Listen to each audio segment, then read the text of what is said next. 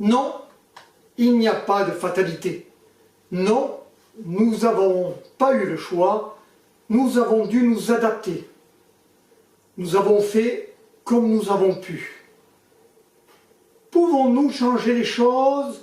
Oui, et c'est la très bonne nouvelle. C'est aussi la raison d'exister de ce programme et stage, le secret du papillon. Madame, Monsieur, bonjour. Je m'appelle Luc Pouget et j'anime Tantra des jours heureux.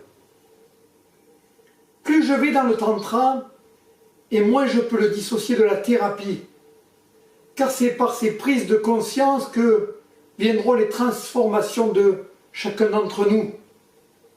De notre déconditionnement dépendra notre liberté. Vouloir faire l'économie de ce déconditionnement, ce serait vouloir courir avant d'avoir appris à marcher. Et c'est pour cette raison que j'ai développé le programme Le Secret du Papillon, se libérer et se trouver. Un programme engagé de déconditionnement en 7 axes avec 20 jours de préparation à raison de 30 minutes par jour, un stade de 5 jours et 3 mois d'intégration. Avant de voir sur quoi ce programme s'articule, j'ai une bonne nouvelle pour vous. Toutes les difficultés que vous pouvez rencontrer dans votre vie n'arrivent pas par hasard, même les plus lourdes. Elles sont toutes issues de votre adaptation. Elles ont toute une raison. Et donc, il y a une possibilité de les résoudre. De les résoudre toutes. C'est pas une très bonne nouvelle? Pardon? Je ne vous vois pas bien sourire. Ah, c'est un peu mieux.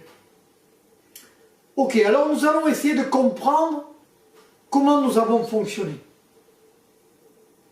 Pour recevoir l'amour de nos parents, nous nous sommes adaptés, conditionnés. Faute de quoi, notre survie n'aurait pas été possible. Un papa qui dit à son enfant « sois sage » va certainement produire un enfant sage et plutôt effacé. Une maman qui dit régulièrement à son enfant « tais-toi » va produire un enfant qui aura du mal à s'exprimer et prendre la parole. C'est assez évident. Sans cette adaptation, nous n'aurions pas reçu l'amour de nos parents. L'avons-nous pour autant reçu? Loin s'en faut. Alors, quel est le problème majeur de notre conditionnement? C'est qu'au fil du temps, nous nous sommes éloignés de notre essence, de ce que nous sommes. Et c'est ce décalage qui peut créer le mal-être ou les blocages. Dans les pires des cas, c'est peut-être la dépression ou la maladie ou le mal-à-dit. Les conséquences de ce conditionnement sont souvent très handicapantes. Pourquoi je n'ai pas confiance en moi? Pourquoi ai-je si peu d'estime pour moi? Pourquoi je n'arrive pas à dire? Pourquoi je n'arrive pas à m'engager? Pourquoi je n'arrive pas à me mettre en action? Pourquoi je reporte toujours au lendemain? Pourquoi je n'arrive pas à m'affirmer? Pourquoi ma vie est au point mort? Pourquoi ai-je tout le temps peur? Pourquoi je vis des angoisses? Je subis souvent. Je me sens si souvent en insécurité. Pourquoi je ne sais jamais ce que je veux? Etc. etc. Nous pouvons mesurer à ces phrases l'ampleur des conséquences de ce conditionnement et tout l'enjeu de ce travail du papillon. Sur le terrain sensible de la sexualité, cela peut faire aussi beaucoup de dégâts. Par exemple, un ado qui reçoit comme induction de ses parents que le sexe est sale va difficilement avoir sa sexualité fluide, limpide. C'est un exemple, mais il y en a tout un tas. Et sur le terrain de la sexualité, cela peut engendrer tout un tas de conséquences très nocives. Entre autres, pourquoi je ne sens rien? Pourquoi la nudité est compliquée pour moi? Pourquoi n'ai-je pas de plaisir? Pourquoi je me sens coupable? Pourquoi je n'ai pas de désir? Pourquoi ma relation à mon corps est si compliquée? Pourquoi je me sens bloqué malgré un partenaire aimant ou une partenaire aimante? Pourquoi je peux sentir ma sexualité bridée, voire bloquée? C'est la première chose à comprendre. Nous nous sommes adaptés pour recevoir l'amour de nos parents. Nous n'avons pas eu le choix. La deuxième, c'est que plus ce décalage est grand, plus il va empoisonner notre vie. Tout l'enjeu du déconditionnement, c'est d'être en accord avec ce que nous sommes, et non avec ce que nous sommes devenus pour recevoir le prétendu amour de nos parents. Ou amour, parce qu'il y en a qui ont été bien lotis. Les principaux facteurs de conditionnement sont d'abord les parents, ou beaux-parents, puis religion, éducation, famille, entourage et médias. Le programme du papillon va travailler sur 7 axes. 1. L'éradication définitive des saboteurs, et nous allons voir ce que c'est. 2. L'enfant intérieur qui deviendra notre seul guide. 3. La dénonciation des interdits, des contrats et l'affranchissement de ses parents. 4. La reprogrammation positive, la feuille de route. 5. Le mantra libératoire. 6. L'auto-hypnose, sécurisation et mise en action. Et 7. Un suivi sur 3 mois et par mail et par téléphone.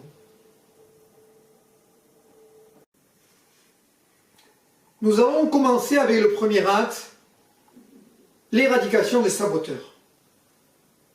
Ce sont des petites phrases qui arrivent dans notre tête et nous réduisent, nous dénigrent, nous dévalorisent, nous empêchent de faire ou dire, elles stoppent nos élans et peuvent même nous empêcher de vivre.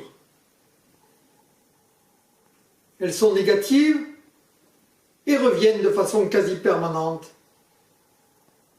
Elles sont quelquefois d'une origine bien connue et d'autres fois, il faut chercher un peu afin de trouver la source. Ce sont des programmes bien en place, dont le disque tourne sans cesse, comme des virus informatiques qu'il faut désinstaller. Ils peuvent être si efficaces qu'on ne fait plus attention à eux, qu'on s'en rend même plus compte, tant ils font partie intégrante de nous. Ne nous trompons pas, ce sont de véritables poisons qui tuent extrêmement lentement.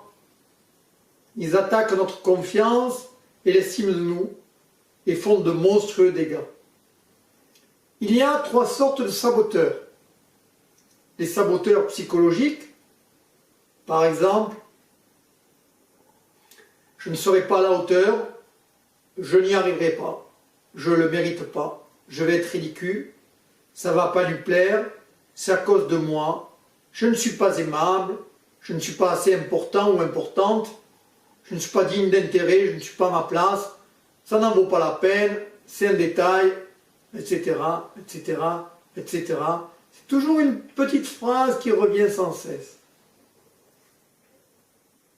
Il y a ensuite les saboteurs sexuels. Par exemple, de toute façon, je ne jouis jamais, ça va me faire mal, je vais éjaculer rapidement, je n'aurai pas d'érection, je suis coincé, je ne sens rien, je n'aurai pas d'orgasme, il aura encore envie, il m'utilise, je ne suis pas à sa disposition, on ne va pas se trouver, je ne vais pas encore oser, je ne peux pas faire ça, je ne peux pas me caresser devant lui, je ne mérite pas qu'il s'occupe de moi, je n'ai pas le droit de me faire plaisir, etc., je suis trop compliqué, etc., etc., etc. Et il y a enfin les saboteurs physiques. Par exemple, mes seins tombent, j'ai un gros ventre, mes fesses sont plates, la peau de mes bras tombe, j'ai des cernes sous les yeux, mes seins sont trop gros, je n'ai pas de mollet, mon nez est trop long, bon, etc., etc., etc. Bien, j'ai une grande nouvelle pour vous. Dans tout ce que je propose, dans les 6 mondes du Tantra des jours heureux, j'ai une recette. Une seule, mais pas des moindres. Elle éradique les saboteurs à 100%. Pas à 95 ou 90. Non, 100%, vous avez bien entendu. Qu'est-ce qui se passe? Je ne vous vois pas sourire. Ah, je préfère. Oui. Vous pouvez ne pas croire à ces 100%, mais c'est pourtant la réalité. Et pour un cartésien comme moi, ce n'est rien que de vous annoncer ça. C'est vraiment la bonne nouvelle. Car ces saboteurs, je le redis, ce sont de véritables poisons. Ce sont eux qui attaquent, jour après jour, notre confiance et notre estime de nous. L'éradication des saboteurs dans notre vie sera une véritable renaissance. C'est ce que nous apprendrons. Voilà maintenant un moment que je fais régulièrement pratiquer cette technique et les résultats sont bien au-delà de mes espérances. Ils sont étourdissants. C'est important de faire ce travail en premier car c'est cette éradication qui invitera notre enfant intérieur à parler. Et j'arrive au deuxième acte qui est l'enfant intérieur. Une fois que nous aurons neutralisé nos saboteurs, une confiance va revenir. Et nous commencerons peut-être à entendre cette petite voix. Ça peut être celle de notre enfant intérieur. C'est lui qui sent nos besoins, nos envies. Ce travail sera une sorte de dialogue avec ses règles qui s'apprend avec 2 questions principales. Question 1, qu'est-ce que je sens? Qu'est-ce que je veux? C'est ce que nous appellerons l'enfant intérieur. Et question 2, que puis-je faire pour ça? C'est ce que nous appellerons notre adulte. La partie de nous qui dit et qui fait. Alors nous allons apprendre à connaître nos besoins et voir ce que nous pourrons faire pour les satisfaire.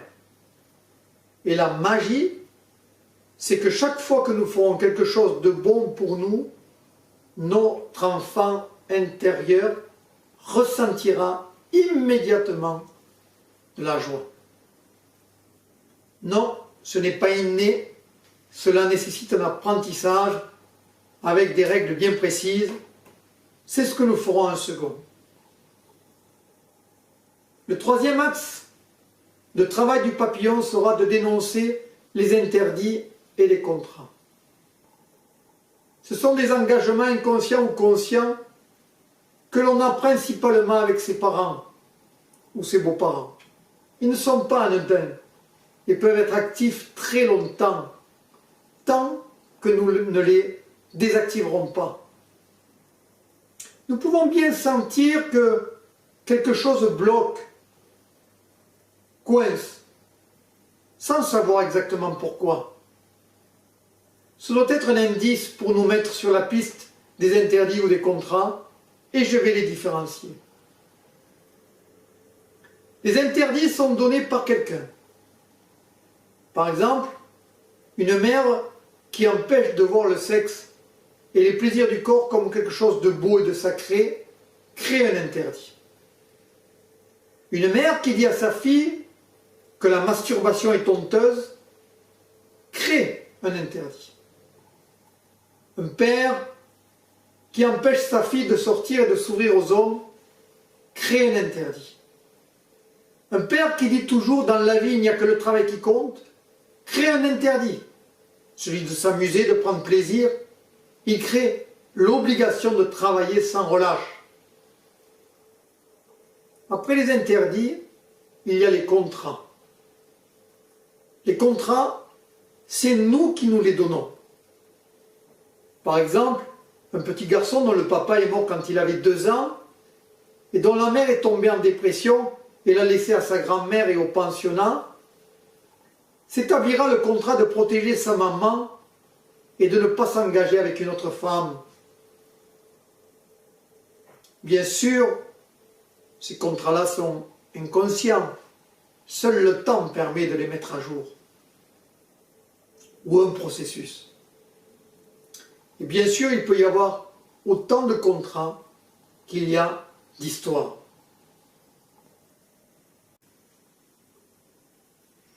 En psychologie biodynamique, on en dénonce 3 principaux. 1. Je ne te laisserai jamais tomber. 2. Je ne peux pas te dépasser là où tu as souffert. 3. J'attends que tu prennes ta place pour prendre mon envol.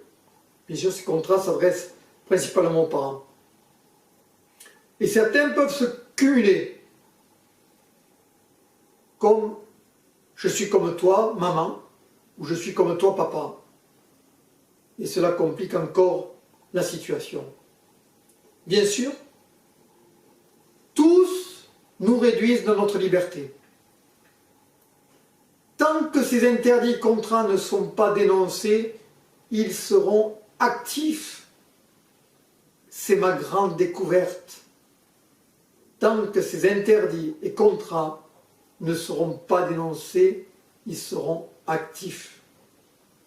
C'est ce qui m'a fait pendant des années, voir des gens porter des valises, suivant le travail qu'ils ont fait sur eux-mêmes.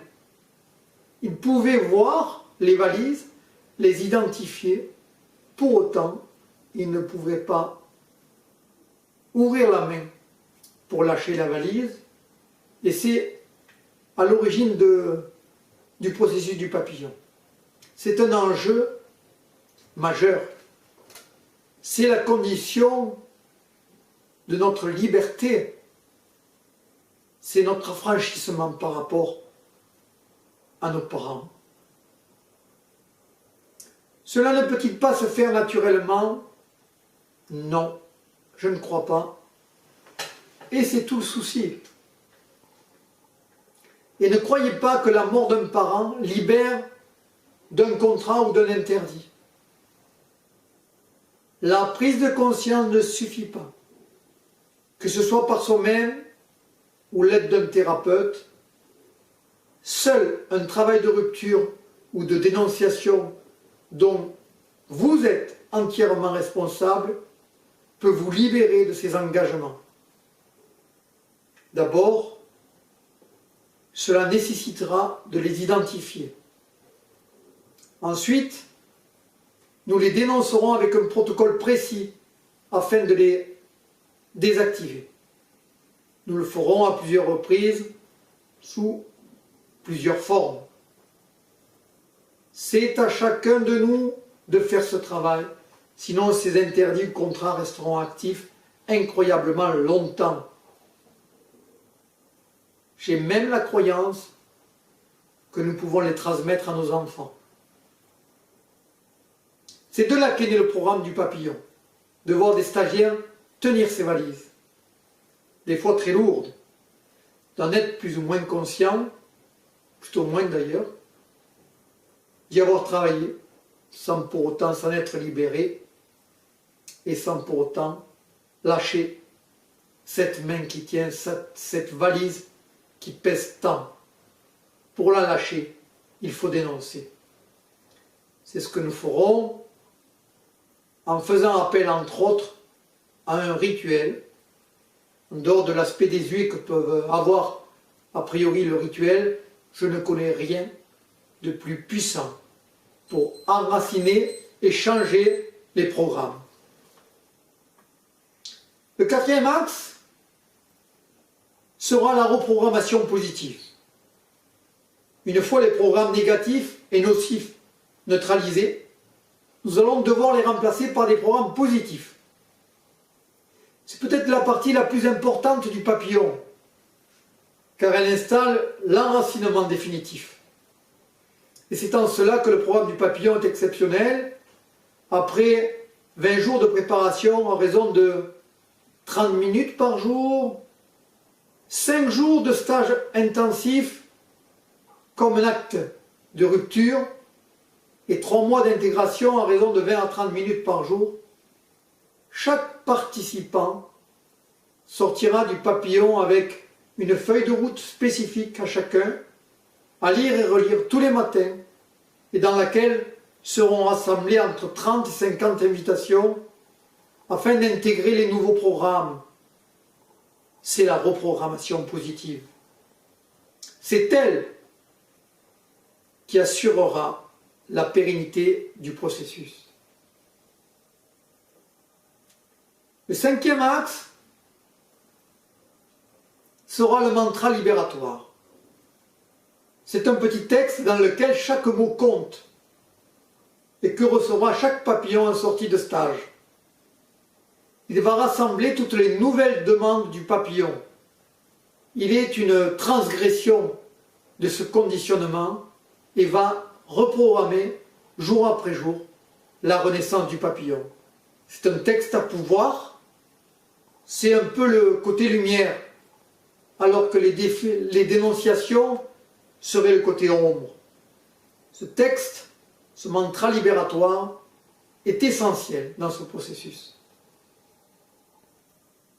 Le 6e et avant-dernier axe sera la remise d'un fichier audio avec une auto-hypnose de 9 minutes sur la sécurisation et la mise en action à écouter sur les 3 mois d'intégration qui suivront le stage en rentrant le soir chez soi.